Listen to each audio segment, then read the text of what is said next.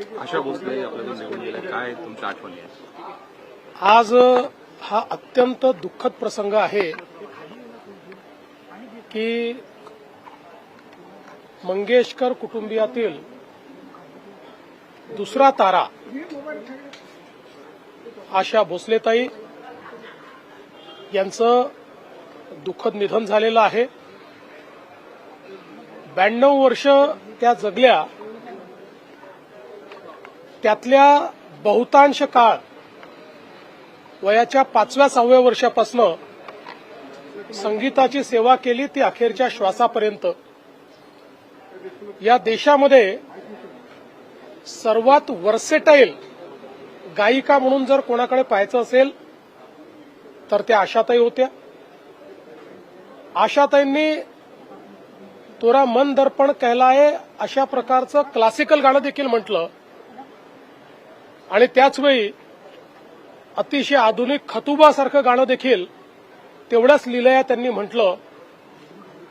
जेवढे जॉनर आहेत, शास्त्रीय संगीत असो, पॉप असो, रॉक असो, भावगीत असो, 20 पेक्षा जास्त भाषांमध्ये आशाताईंनी गाणी म्हटली. आणि जगातलं हे वेगळं उदाहरण असं होतं की 90 वर्ष पूर्ण झाल्याबद्दल 90व्या वर्षी 3 तास कॉन्सर्ट करणाऱ्या आशाताई होत्या. आम्ही जेव्हा महाराष्ट्र भूषण पुरस्कार त्यांना दिला त्यावेळी त्यांच्या जीवनाचा जो प्रवास त्यांनी सांगितला, किती खडतर आयुष्य जगत त्या इथपर्यंत पोचल्या, हे खरोखर अत्यंत प्रेरणादायी होतं.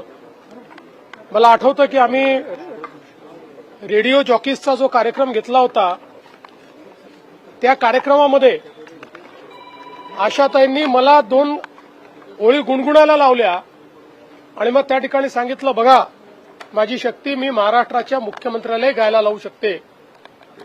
असं अतिशय जिंदादिल अशा प्रकारचं त्यांचं व्यक्तिमत्व होतं.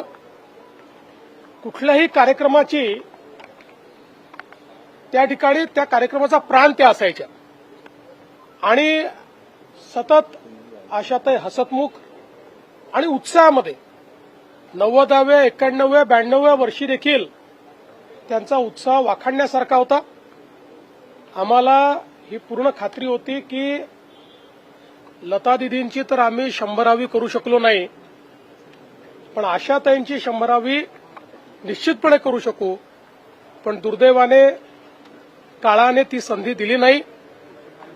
आशाताईंसारख्या सुविख्यात, जगप्रसिद्ध आणि ईश्वरीय आवाज असलेल्या एक आमच्या गायिका आमच्यातनं निघून गेल्या. मी त्यांना विनम्र श्रद्धांजली अर्पण करतो. त्यांच्या कुटुंबाच्या दुःखामध्ये आपण सर्व सामील आहोत. पूर्ण शासकीय इतमामामध्ये त्यांच्या कुटुंबियांशी चर्चा करून ते ठरवतील त्याप्रमाणे पुढचे सगळे विधी होतील.